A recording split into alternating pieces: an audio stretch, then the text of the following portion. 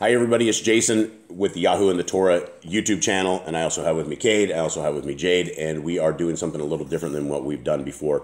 And we're going to read over this, Why Do We Observe the Passover? It's written by Brother Todd D. Bennett from ShemaYisrael.net. If you have not seen his page, website, and his writings, I would definitely read them. He is extremely astute on history of Yisrael. He has been over to Yisrael many times, and so this is a very good write-up. The Passover is a very special appointed time known as Pesach in Hebrew. Most associate this meal with the exodus of the children of Yisrael from Egypt in 1437 BCE. To be certain, the exodus from Egypt was a dramatic event when each Hebrew household or a collection of families slaughtered a lamb or goat. The blood of the animal was marked on the lintel and the two doorposts of the house with hyssop that has been dipped in the blood. The occupants of the house then partook of a meal consisting of the sacrifice along with the other specified ingredients. By participating in this sacrificial covenant meal, those occupants were protected from the 10th and final plague rendered upon Egypt, the death of the firstborn. On the night of the Passover meal, no one was to go out of their homes until morning, lest they fall outside the covering of the blood. The Passover occurs at night, and the flesh of the sacrifice is specifically commanded to be eaten on that night, the night of the 14th day. The Passover in Egypt was unique, as the lambs or goats were slaughtered by the individuals at their homes. Thereafter, when people participated in the Passover, they were required to slaughter their sacrifices at a single place, the house of Elohim. You may not sacrifice the Passover within any of your gates, which Yahuwah your Elohim gives you, but at the place where Yahuwah your Elohim chooses to make his name abide. There you shall sacrifice the Passover at twilight, at the going down of the sun, at the time you came out of Egypt. Deuteronomy 16, 5-6. Notice this emphasis not only on the location, but also the specific information concerning the time. It is to occur at twilight. That time is referred to as the going down of the sun. The Hebrew word referring to the movement of the sun is bao. It means go. In other words, the sun is gone. It is past the horizon. This would be the time of the sunset, referred to as evening. It begins a new day. We can see that even clearer in another passage. Now you shall keep it until the 14th day of the same month. Then the whole assembly of the congregation of Yisrael shall kill it at twilight. Exodus 12:6. The people were to select a lamb on day 10 of month 1 and keep it until the 14th day. The Hebrew word translated as until is ad and means as far as. So the people would keep the sacrifice until the 14th day, at which time they would slaughter the lamb. They would not wait until the 14th was almost over. If they did that, they would not be observing the Passover on day 14, but rather on day 15. This would not be proper, since the Torah specifically provides that the Passover is at evening on day 14. In order to participate in this meal, all males need to be circumcised. That is because it was directly connected to the covenant made with Abraham. It is traditionally understood that Passover was when Yitzchak was born, as well as the time when Abraham took Yitzchak to sacrifice him on the mountain of Morah. Yitzchak was the promised son and the pattern for the Lamb of Elohim. He was the first seed of Abraham that passed through the cuttings of the covenant circumcision that was etched into his body. Of course, the connection with circumcision is profound in the timing as well. The circumcision of the males was to occur on the 8th day after birth. The Passover was the first day in an 8th-day process involving the 7-day feast of unleavened bread. The Passover consisted on all day 14, prior to the beginning of the day 15 feast. It was an observance that culminated with a covenant meal and is intended for those who are the first fruits, known as Bikuri. They were the priests of their families according to the Melchizedek line, and in the future they will serve under Messiah. The observance reminded those in the covenant that Yahuwah would provide a lamb to protect the firstborn sons, just as Yahuwah had provided the ram in the place of Abraham's son Yitzchak. It revealed the door to the covenant path and was the entrance point for all who would walk on that path. There were some specific instructions concerning how the Passover was to begin at twilight on day 14, day by the slaughtering of an animal. The time often referred to as twilight is ben ha-berim. In the Hebrew text, it also translated as between the evenings, which is really quite vague when we consider that the time between the two evenings is actually a full day. This seemingly vague description of time in the English has caused some confusion concerning the exact time when the sacrifice is to be killed and when the meal is to be eaten. Does it occur at the beginning of day 14, right after sunset, on day 13, or does it occur at the end of day 14, around sunset, leading to day 15? In order to clear up on the timing, it must first be understood what constitutes a day. We know from creation that day begins at the evening. A day essentially involves two parts. the dark part called the night, and the light called the day. These two periods are stitched together at two different points, the evening and the morning. This was the aptly described on day one of creation when night and day became one, which is echad in Hebrew. The Hebrew word echad actually means unified. So the opposing forces of dark and light became one, and the 2 points that united them were given specific descriptions, evening and morning. The Hebrew word for evening is ereb, and the Hebrew word for morning is boker. Contrary to the Gregorian calendar, that reckons a day beginning at midnight, the evening is the beginning of the day, and it transitions from the previous day into night. Therefore, a new day begins after sunset. The morning is the opposite of the evening, and it marks the beginning of the time of light called day. These are the 2 points in a unified day that divide the day from the night. The evening is the time that separates one day from another. Therefore, a day begins at the evening and progresses through the night to morning, and then through the light of day to sunset. The evening and the morning are very significant, and throughout the scriptures, we repeatedly read about important events occurring at these times. In fact, after Israel was delivered from Egypt, YHWH prescribed specific sacrifices to occur at these times. Now, this is what you shall offer on the altar: 2 lambs of the first year, day by day, continually. 1 lamb you shall offer in the morning, and the other lamb you shall offer at twilight. With one lamb shall be 1/10 of an ephah of flour mixed with 1/4 of a hin of pressed oil, and 1/4 of a hin of wine as a drink offering. And the other lamb you shall offer at twilight, and you shall offer it with grain offering and the drink offering as in the morning, for a sweet aroma, an offering made by fire to YHWH.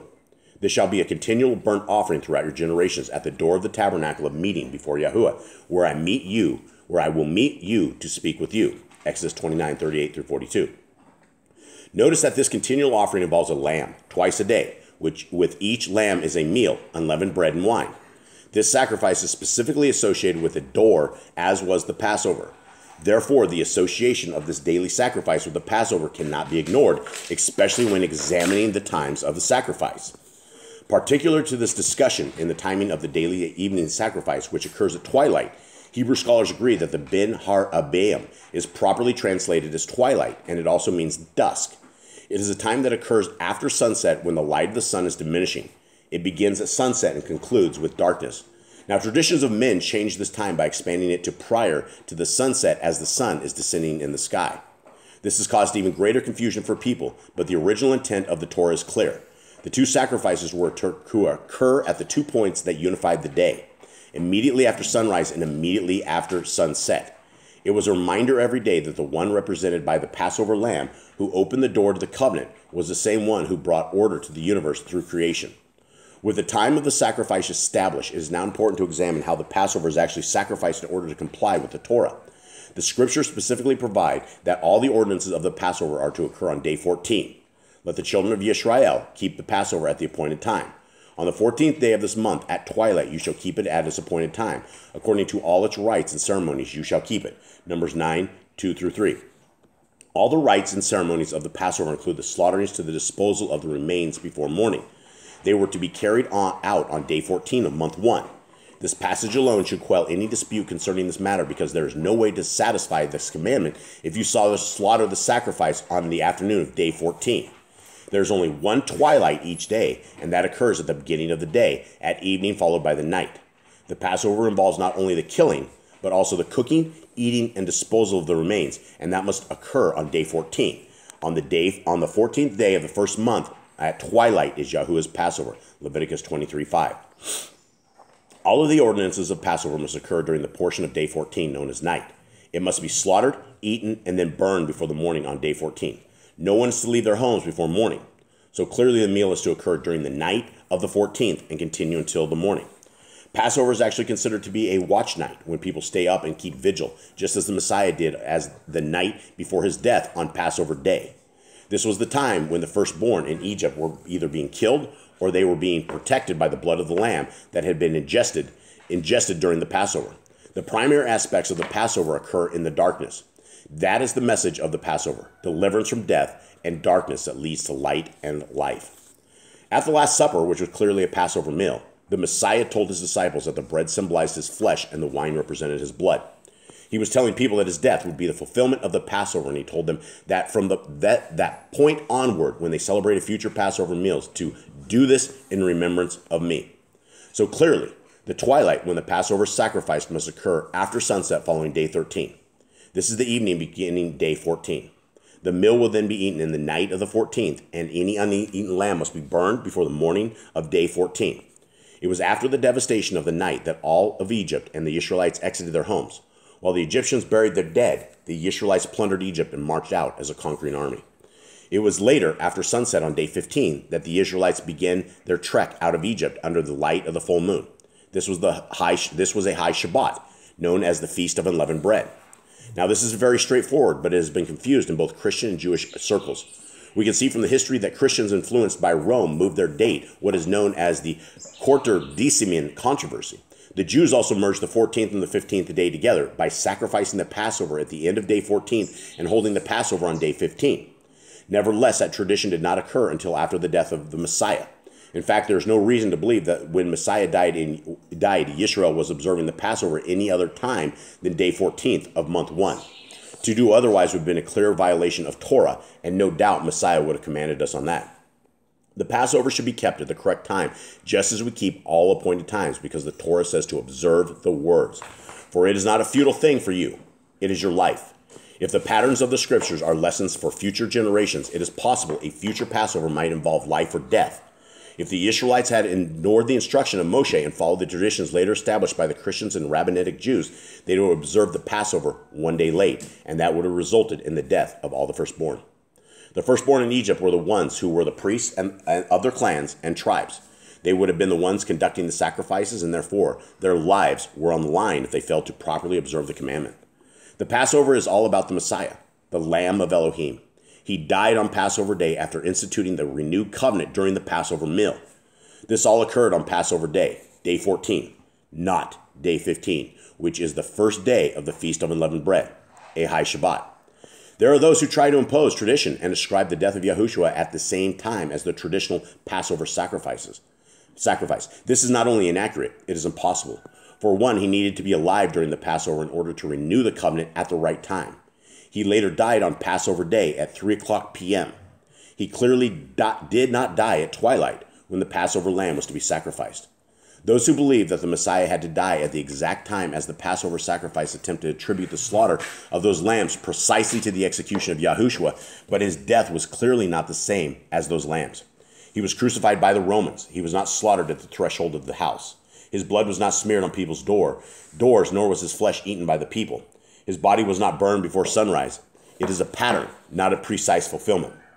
People who participate in these scriptural acrobatics are ignoring the express scriptures that indicate that Yahushua told them to prepare the Passover so that he could conduct the Passover with his disciples, which he did, in fact, do. They are also missing the point of the meal. Yahushua was the firstborn of Elohim. He was the high priest according to the order of Melchizedek.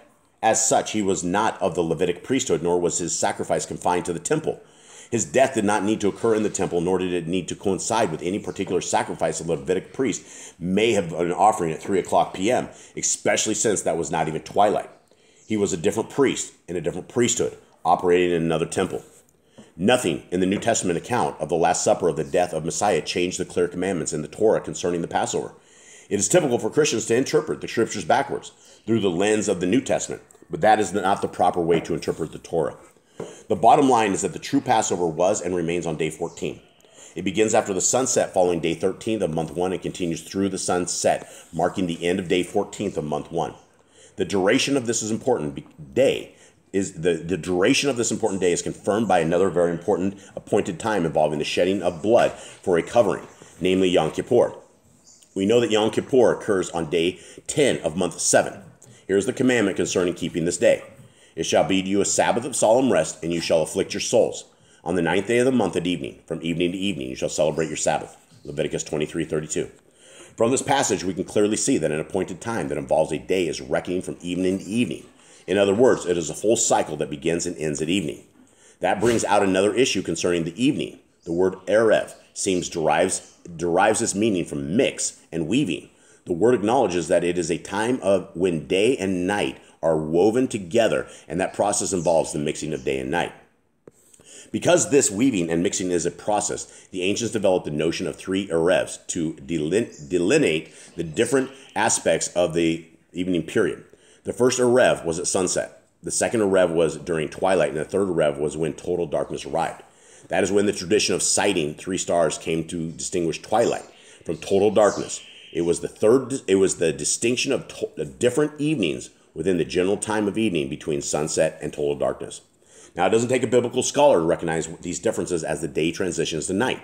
We all observe these distinctions, especially when we're looking to sight the renewed moon each month. With this understanding, it is very easy to grasp the notion of between the evenings. It is referring to that second Erev, known as twilight, that fell between the first and third Erev. So the day begins with the first Erev, sunset, and the slaughterings of the Passover sacrifice would occur after the first Erev and before complete darkness, the third Erev. That is between the evenings. If you wait until day 14th, you will actually be celebrating the Passover on day 15, which is the first day of the first of unleavened bread, not the Passover. This is an irrefutable fact, and anyone teaching that the Passover occurs at the end of day 14 is teaching a lie based upon traditions of men. The Messiah specifically stated what would happen to these individuals. If you observe the Passover at the end of day 14 instead of the beginning of day 14, then you are celebrating the Passover on the wrong day at the wrong time. It is a violation of the Torah and is therefore practicing lawlessness. If a person is found to be practicing lawlessness in that day, as described by Matthew 7:21 through 23, the consequences will be eternal. Not everyone who says to me, Lord, Lord, shall enter into the kingdom of heaven, but he who does the will of my Father in heaven. Many will say to me in that day, Lord, Lord, have we not prophesied in your name, cast out demons in your name, and done many wonders in your name? And then I will declare to them, I never knew you. Depart from me, you who practice lawlessness. Okay, there we go, guys. And we are now on, we celebrated our Passover last night. We had a little tiny, itty bitty, tiny little piece of lamb. It cost us $30, and it looked like the size of a hamburger. It literally looked like the size of a hamburger. And it was eaten in haste. It was completely eaten in haste. Guys, what do you think? Where are we at with this? So, hey, I want to note is if you missed last night's Passover on the wrong day, you do get a chance to do it in the second month. Yeah, and there is another time, right? And so there were conditions that if you do miss the Passover and you guys did not celebrate it last night, that there were times when people were unclean or they were not around or they could not do what they were doing here. And so this is a ceremony that everybody needs to partake in. This is something that is a Kingdom Road ceremony. This is not something that deals with Easter bunnies or Easter eggs or anything like this. This is a set apart appointed time that our Creator has said to keep. And so here we are. And so hopefully this helps some of you guys figure this out. And we hope that you guys have a wonderful Passover, a wonderful Pesach, and I guess that is it. All right. So much love from everyone here at Boss Clan. Happy Passover. All right. Shalom.